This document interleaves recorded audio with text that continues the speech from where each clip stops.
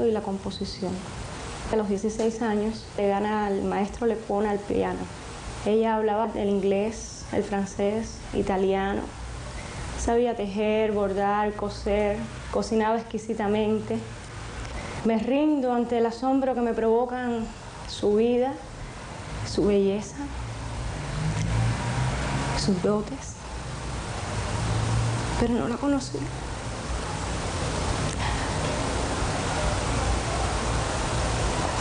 A mí no me cantó, no me bordó una bata, no me cargó, no me durmió. Eres mía nada más.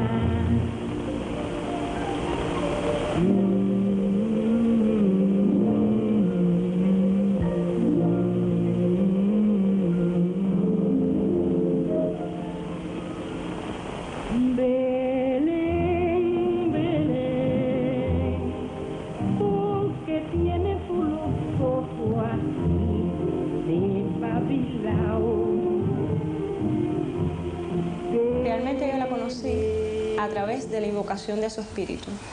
Desde por las mañanas se preparaba el homiero, desbaratando las hierbas, se llenaban los júcaros de flores, de gardenias, que era su flor favorita, para ayudar a que el espíritu de mi abuela nos visitara. Y desde debajo de una mesa, donde yo solía esconderme, comenzaba a disfrutar toda aquella ceremonia tan extraña, pero tan atrayente, que me llenaba de curiosidad, hasta que de repente se escuchaba la voz. Aquí estoy, como siempre, con mi sonrisa en los labios, y alguien me sacaba debajo de la mesa y me decía: anda niña, dale un beso a tu abuela. Entonces yo iba, sabiendo que era y que no era mi abuela, pero como había sido la única, yo pensaba que a lo mejor tenía un secreto para venir a conocer a su nieta.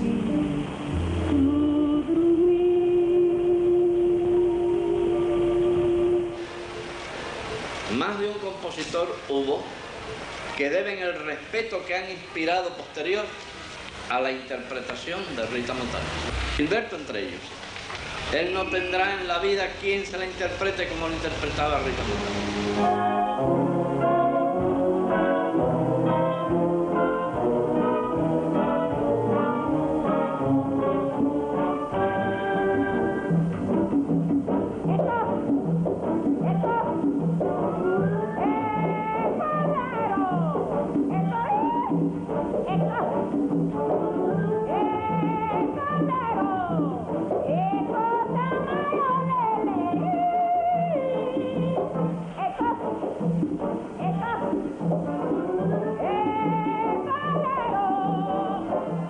La conocía de lejos, pero yo no la trataba. Cuando yo escribí esa obra, Bembé, se la di a una muchacha que la estrenó. Pero entonces ella oyó la música y le gustó. ¿Usted no sabe quién es Rita Montaner? ¿Cómo es que no me dio esa canción a mí? Y me insultó. Rita podía cantar desde una voz de contralto a una voz de soprano ligera. Rita se quejaba que la música mía le hacía un poco daño a la garganta. Aquella cosa bozalona de los negros, ella hacía maravilla. Ella no cambiaba, por ejemplo, el Quirino con su 3 de Grené, lo cambiaba con una sonata de Beethoven. Y las cosas de Cuba es lo que más valía en el mundo para ella. El fanatismo que tenía ella por ser una gran cosa para Cuba. Y luego, en todos los momentos de una actuación, Rita siempre temblaba. Apenas le daban la luz y pisaba la tabla, ya Rita era otra persona. Y se transformaba completamente.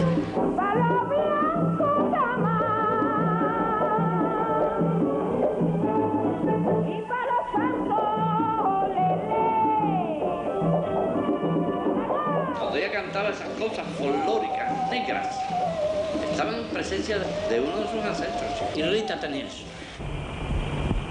La raíz de la sangre no se puede esconder.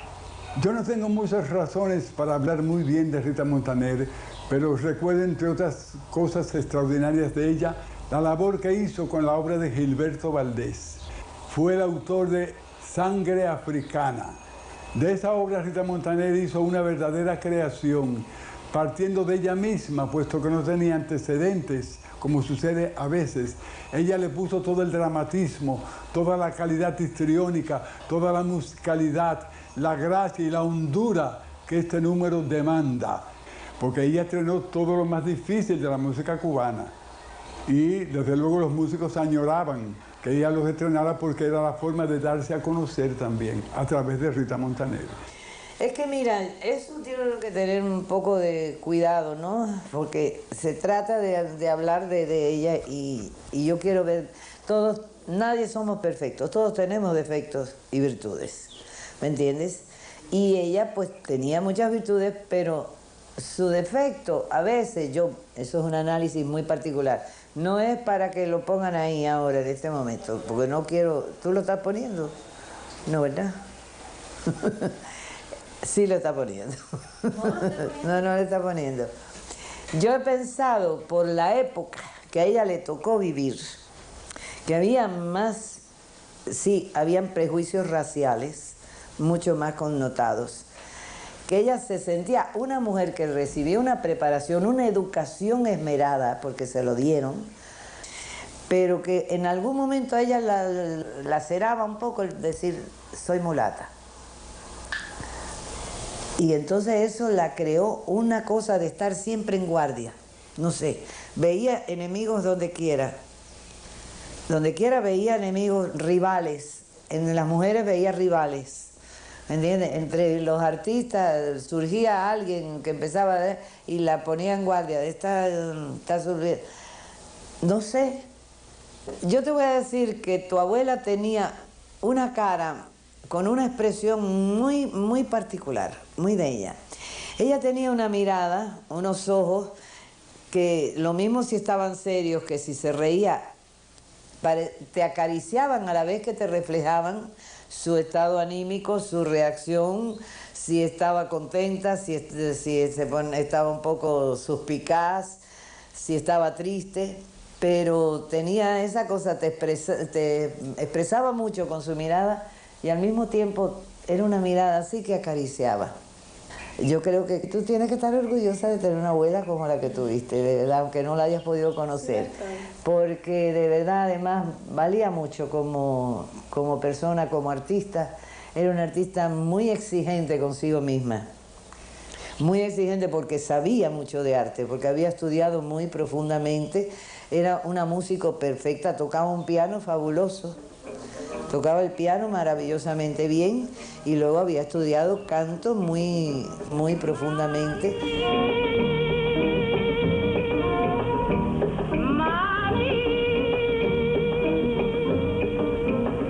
Si te quieres por el pico divertir, cómprame un cucuruchito de maní.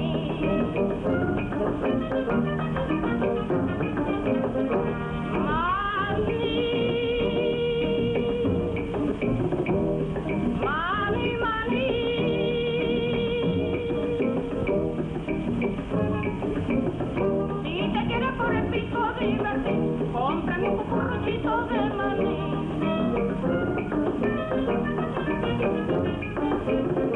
Y calentico y rico está, ya no se puede pedir más. Ay, caserita, no me dejes ir, porque después te vas a arrepentir y va a ser muy tarde ya. Manicero se va. Caserita, no te acuestes a dormir sin comprarme cucurucho de maní.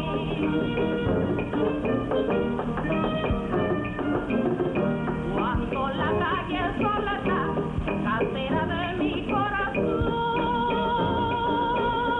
el manicero entona su pregón y si la niña escucha mi cantar, llama desde su balcón. Dame de tu maní, que esta noche no voy a poder dormir sin comerme cucurucho de maní.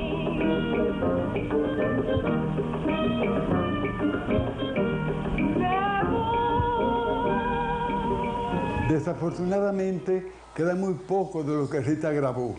Las grabaciones que ella hizo en la década del 20 y del 30 son deficientes, desde luego, y no captan los matices en los que Rita era una verdadera maestra. Muchas personas escuchan y deploran la poca calidad o el timbre demasiado agudo que permanece en las grabaciones de Rita Montaner. Pero yo a eso siempre respondo que había que verla a Rita Montaner parada en un escenario. Tenía 23 años y cuando me presento en aquel set y me dicen que nada menos tenía yo que trabajar parejamente en calidad casi artística, nada menos que de Rita Montaner. Allí sí es verdad que toda yo temblé. ¿Por qué no repite? No. Yo era la mandamás de aquel lugar donde me correspondía trabajar, que era el cabaret de allí, del romance del Palmar. No digas tonterías. Estuviste nerviosa, pero muy bien. Estuvo admirable. En cuanto pierdas el miedo, te metes el público en un bolsillo. Era un boom en el que estábamos sumergidos todos los que de una forma u otra teníamos que ver con la música. Se habían puesto de manifiesto todos los grandes de la música. Estaba Lecuona, estaba Gonzalo Roy, estaba Rodrigo Prat, estaba Gilberto Valdés, estaban todos los grandes, todos estaban en función de aquello.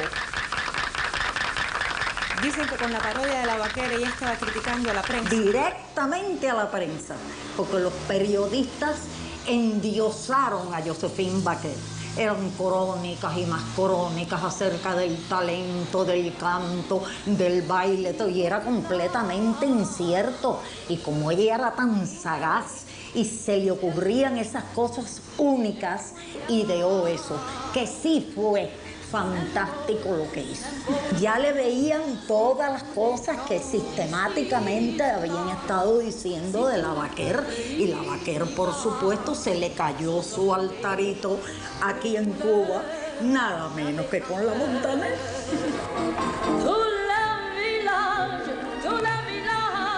En torno a mi abuela hay como una leyenda negra, de que si era grosera, que pretería a las personas. Yo quiero saber, yo quiero que usted me diga. Ella fue producto de un medio, de una época, de una autodefensa que ella trataba, tú me entiendes, de crear ese tipo como de... Yo creo que ella disfrutaba de que le tuvieran miedo. Era como un escudo protector que ella oponía a todo lo que sabía que había detrás de todo eso. Rita pagó el precio de su vida y de su nombre, de todo, tú me entiendes. ¿Y cómo eran los ojos, la cara de mi abuela? Ay, tú has nombrado lo más, vaya, extraordinario que tenía esa mujer. Los ojos de tu abuela eran hipnóticos. Tenían toda la gama de los sentimientos más disímiles. Te mirabas fijamente y te ibas quedando, vaya, no sé cómo explicártelo. Ese tema es un tema eterno, porque es el tema de la mulata, del mulato en este mundo.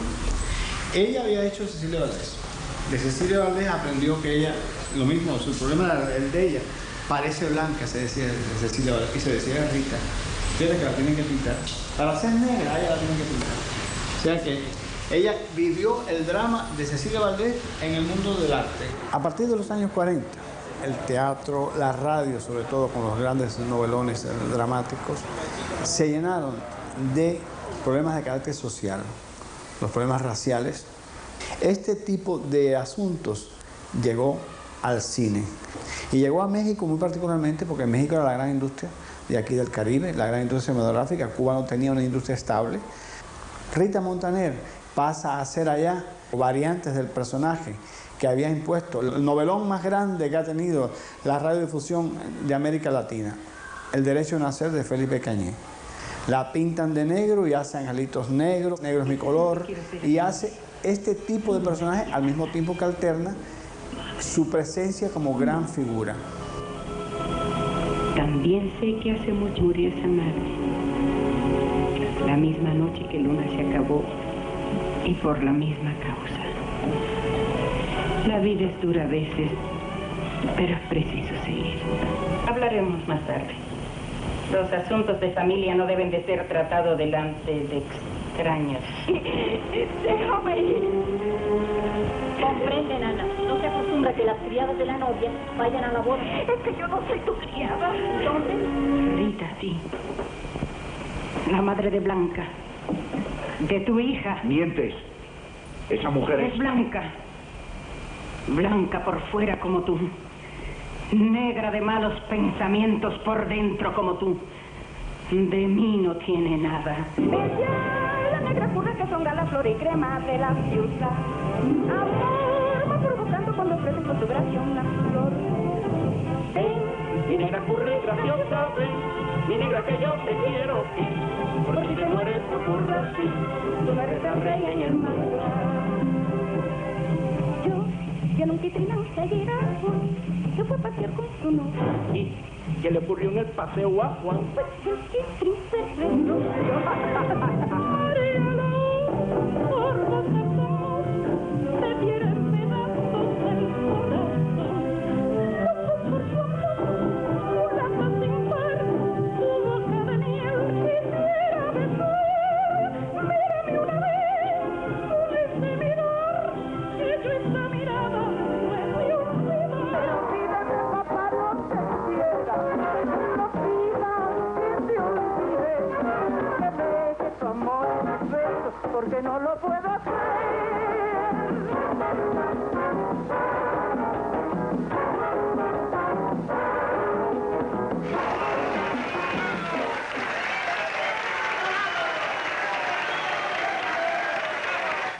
Rita entró a trabajar con Ninón Sevilla, entró a trabajar con las grandes rumberas cubanas que predominaban en la escena de México, y Rita hizo allí a Rita. No tengo con qué pagarte lo que has hecho por mí, Rita. Has sido tan buena conmigo. Y usted, don Gonzalo. Chica, deja a don Gonzalo. Don Gonzalo, un momentico, que le voy a dar un consejo. Mira, estos centros nocturnos son los que quieren sus artistas que sean. Así que tú, mi negra, calienta, ¿sabes? Aunque se queme el changón. Eso sí, ocupa siempre tu lugar para que no te llamen la atención, ¿sabes? Y no se te olvide aquel refrán que dice, adiós rogando, Rita y con el mazo dando. ¡Zafa, conejo, que me voy para ayuda! La señora Rita Montaner era sensacional, era polifacética. Y al mismo tiempo que tú la veías, y ese carácter con Ninón Sevilla en México fue todo un desencuentro, porque ella tiene el temperamento de las grandes divas. Me pareció que evadía la entrevista, pero cuando al fin nos vimos, recordaba muy bien a Rita y habló de ella con cariño y auténtica admiración. Las tres, Ninón, Carmen y Amalia, al hablar de Rita Montaner, buscaban un puente para contar sus glorias y sobre todo volver a vincularse con Cuba. Ese es el tema. Siempre Cuba, Cuba, Cuba, Cuba, Cuba, Cuba, como en los viejos tiempos. ¿Qué le puedo decir si todo el mundo lo sabe? Que Rita Montaner era una estrella, era una estrella que ella misma se había hecho. El pueblo de Cuba la amaba, como todos los artistas que han salido de Cuba, oiga. Miguelito Valdés, Ernesto Lecuona, Gonzalo Roy, Moisés Simons, tantas estrellas que tenemos en Cuba. Mi comadre Ninón Sevilla, esta Rosa Carmina, Amalia Aguilar, tantas estrellas y todo para Cuba. Resulta de que yo le tenía temor y trabajar con Rita Montaner no era fácil. Yo era la estrella de la película que se llamaba Ritmo del Caribe. Cuando yo llegué al aeropuerto de mi tierra, de mi Cuba, que amo con todo mi corazón, ella estaba en el aeropuerto y ella se me queda mirando, así me mira de arriba abajo, y yo temblando. Y me dice, esta es la estrella, porque así hablaba, esta es la estrella hecha con tambores. Yo le dije, no, con tambores no, porque yo he trabajado desde chamaca aquí con Arrechavaleta, con Marta Muñiz, con Rafael de Arango, Teatro Nacional, Teatro Martí, no estoy hecha con tambores. Pero yo le tenía temor. Entonces, poquito a poco, ella empezó a calarme. Y yo también con temor a ella, porque ella era una estrella máxima de Cuba. Yo nunca vi a Rita, hacer una cosa de esas tremendas que me estás hablando, no. Pero yo no dudo nada, ni tantito dudo que ella hubiese tenido un momento en que hubiese explotado así de esa manera tan bárbara que dicen. Yo nunca la vi así, en ese plan no, conmigo nunca. Y cuando vino aquí a México se portó maravillosamente bien. Quien diga lo contrario, miente. La quiero tantísimo. De veras. Ahora sí me ha fastidiado la Vilao.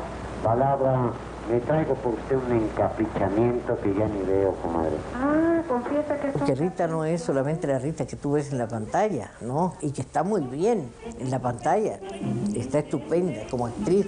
Pero a Rita lo que había era que escucharla en el teatro y saborearla cuando ella se ponía en plan, vaya, con el público, con el pueblo, de tú por tú. Yo no sé si tú sabrás que Rita tiene una anécdota muy famosa, que era la única persona en toda La Habana que en la calle 23 ella agarraba la guagua y le decía al chofer, llévame a mi casa, papito. Y el chofer llevaba, claro, iba más o menos respetando la ruta, pero llevaba a Rita a su casa. Esto pasaba en La Habana, para que tú veas la fuerza que tenía Rita con su pueblo. Era algo increíble. Mira, te traje un regalo. Ah, pero ahora vas a decir que es por hacerte la barba. Vamos a ver, Vamos a ver, mi vieja linda, se va a ver usted como mando. Del Teatro Hispano en Nueva York fuimos a la filmación de Angelitos Negros. Y este México ya no era como aquel de Toña y Jorge Negrete. La diferencia era abismal y allí hicimos amistad con Pedro Infante, que llegó a ser un extraordinario amigo. A ver, véngase, vamos para la luz. A ver, déjeme ver. A ver, sí, manito parado, su corbatita. Eso es verse linda y lo demás son cuentos. Los años 47 y 48 fueron terribles para mi abuela. Se separa de Javier Calderón. En la guerra entre pandillas matan a su hermano Otmaro. Tiene grandes problemas en la CMQ con los mestres y también con los productores mexicanos. Asesinan en Nueva York a su amigo entrañable Chano Pozo y está llegando a los 50 años. ¡Ay, vuélvalo a hacer! ¡Ay, qué rico es! ¡Ay, José! ¡Ay, José no es! ¡Ay, José! ¡Ay, vuélvalo a hacer, José! ¡Ay, José! ¡Mambo con él! Así, José, así.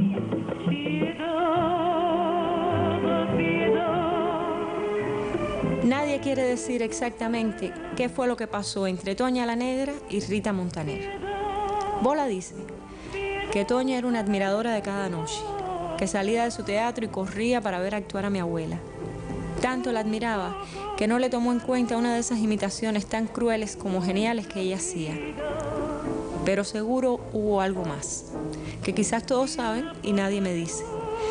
Lo cierto es que aquel conflicto se usó hasta el infinito, tanto que las anunciaban Toña la Negra contra Rita Montaner en el mismo teatro. Después acusaron a Rita cuando Toña no pudo seguir actuando en La Habana y a Toña de los problemas que tuvo Rita en México cuando el sindicato de artistas se opuso a que trabajara en Angelitos Negros.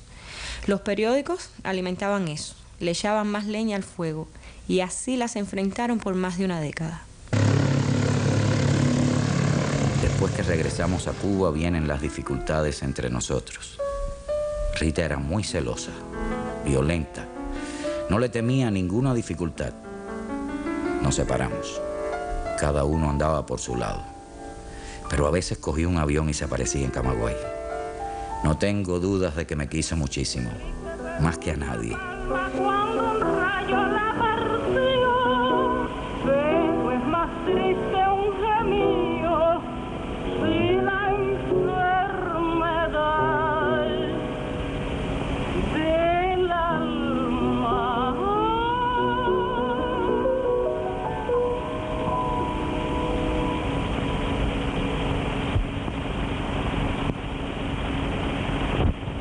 Qué verdad tan grande.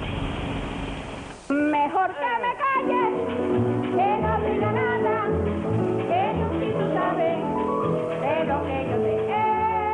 Mejor que me calle, negro, que no diga nada, que no si tú sabes de lo que yo sé.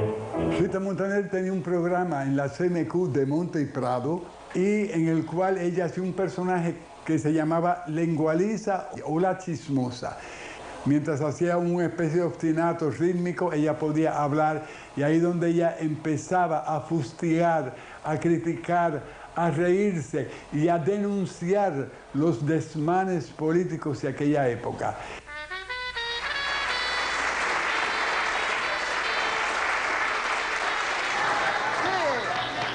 Yo, para ganarme la simpatía de ella, le iba a regalar al padre una camisa, pero... Vaya, no sé de qué regalársela. Si de hilo, de poplín, de seda... Se la puede regalar de seda, de hilo, de poplín, menos de un género que en Cuba está prohibido usar. ¿Cuál? Batista. Y eso lo dicen las cartas y lo dice todo el mundo. No te vaya a creer, corazón, que lo digo yo, sí, porque después dicen lo dijo la sabrosura. No, yo no quiero hablar con eso. El padre Maricoso estuvo viviendo con la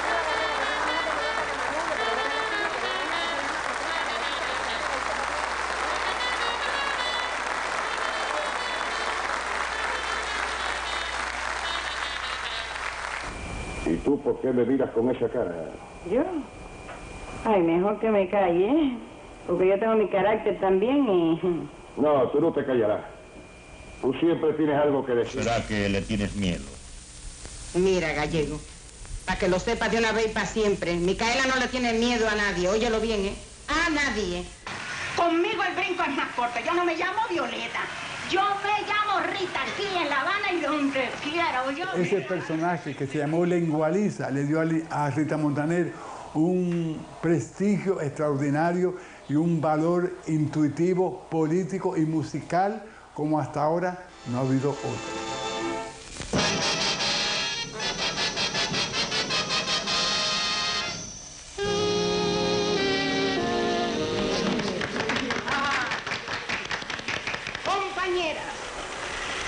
Pueblo de Guanabacoa. No era el carácter de mujer que estamos acostumbrados a tratar. Llegaba donde tuviera que llegar y tenía coraje suficiente para denunciar en su programa toda la corrupción del gobierno de Grau y después de Batista. Ese personaje, la Lengualiza, tenía muchos de ella. Era ella. Pero en el cine ya no tuvo ese carácter político directo.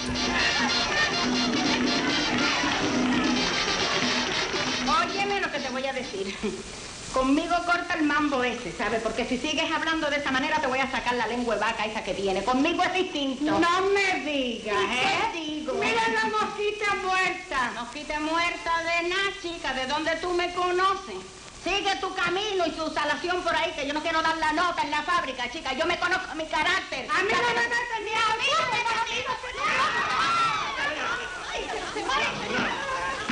Oigan, pero para eso... Vamos. Para eso querían permiso para hacer la propaganda. Al trabajo. Esto no se queda así. Ah, no, eso se te pone tenicolor. Yo creo que su mejor personaje no fue Lengualiza, ni los negros bozalones que ella interpretaba genialmente rajando la voz, sino que su mejor personaje fue Rita Montaner, ella misma.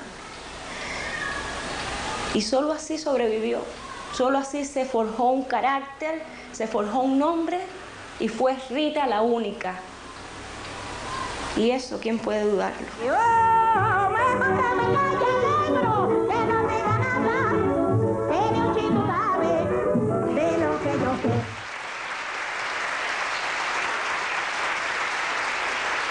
En la cabeza de Rita había una guerra grande. Aquí lo que salió fue Changó defendiéndolo a ella, a los cuatro costados, mira, y San Lázaro por un camino también. Mira, guerrera ella, por donde quiera que iba, mira, pero con suerte, una suerte que poca gente tenía la suerte que tenía ella.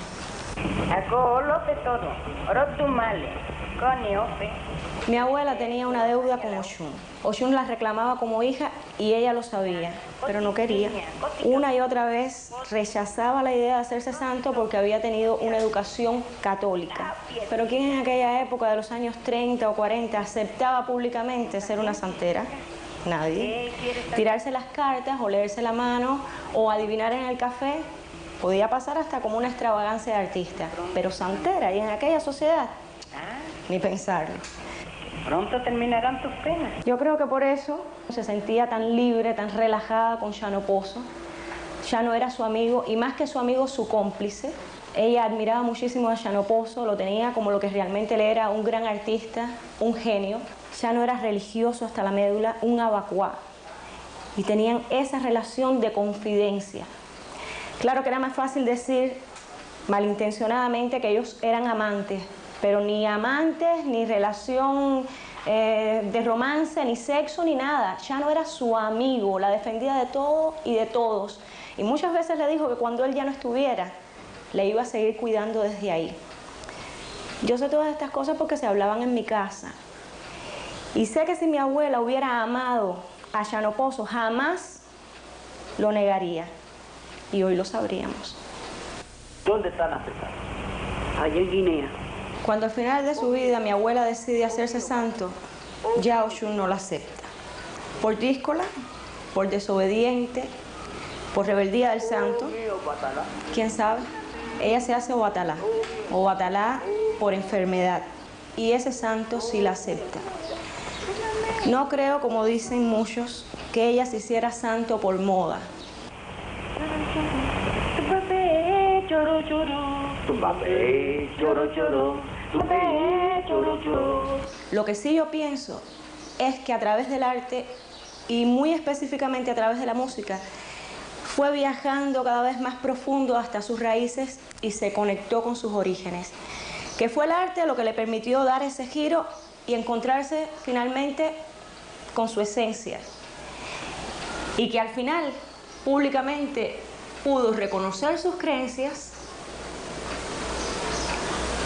y ser ella misma, ser sincera con ella misma. Una vez le escuché decir a una gran artista cubana contemporánea de mi abuela que en su carrera Rita Montaner solo había tenido un lunar, y no se refería al lunar de la frente. Ahí lo comprendí todo. Rita Montaner, la única, la artista más sobresaliente y más talentosa de su época. Rita de Cuba era mulata. Por tanto, todo en ella era una provocación y una osadía. Y no se lo perdonaron. No se lo perdonaron. Yo la recuerdo ahí, porque ella hizo una medium fabulosa y nos ayudó a todos que estábamos empezando con una gran delicadeza, porque en ella descubrió en ese momento que sí tenía un gran respeto alrededor suyo. ¿Te das cuenta?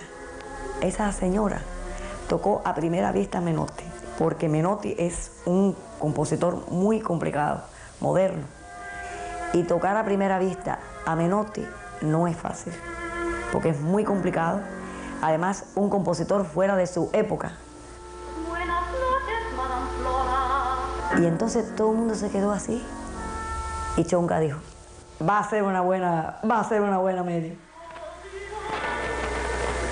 Oh, Dios, ¿qué me pasa a mí? Se lució porque era precisamente el papel de ella. El papel es una mujer de 50 años que vive de la superstición ajena, una mujer que juega con el espiritismo y con la mediunidad. Rita era muy supersticiosa, así que incorporar ese personaje que era mucho de ella misma hizo que hiciera una verdadera creación en el ocaso de su carrera.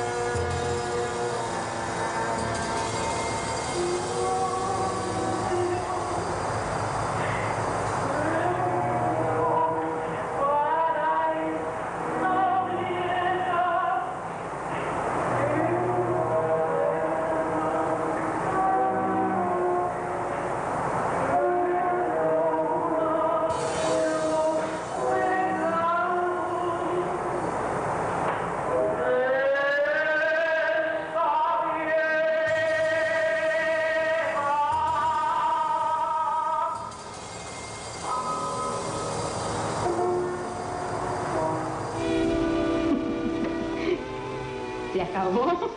Nadie puede tener otro.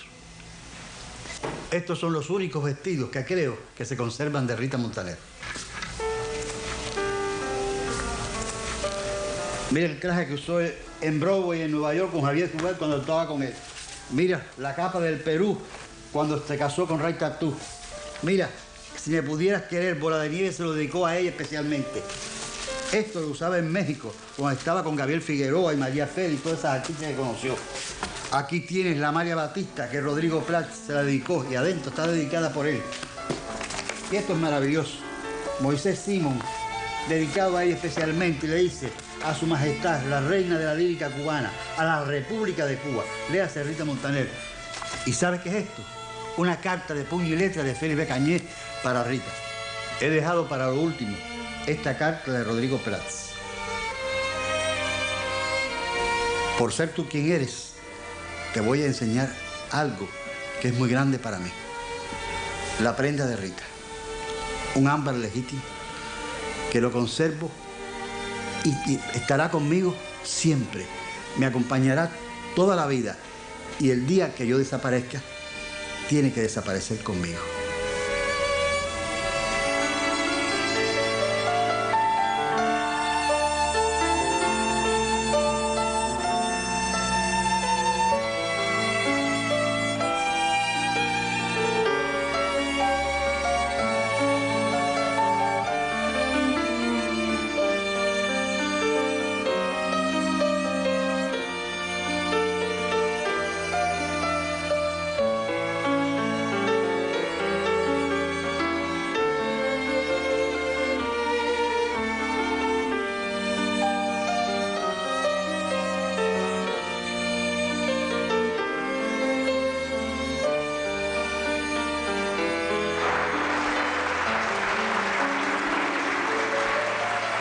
Al final, ¿qué queda de Rita Montaner?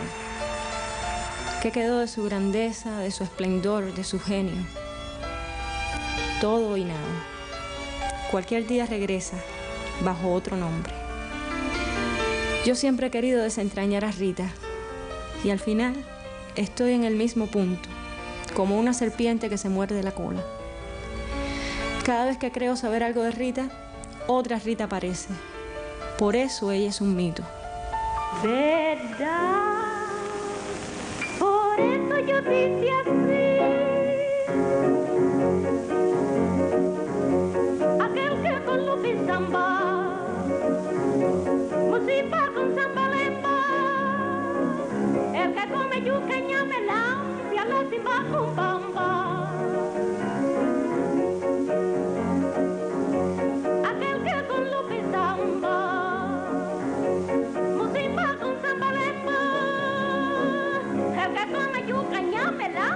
la simba con bamba, la simba con bamba, la simba con bamba, la simba con bamba, la simba con bamba.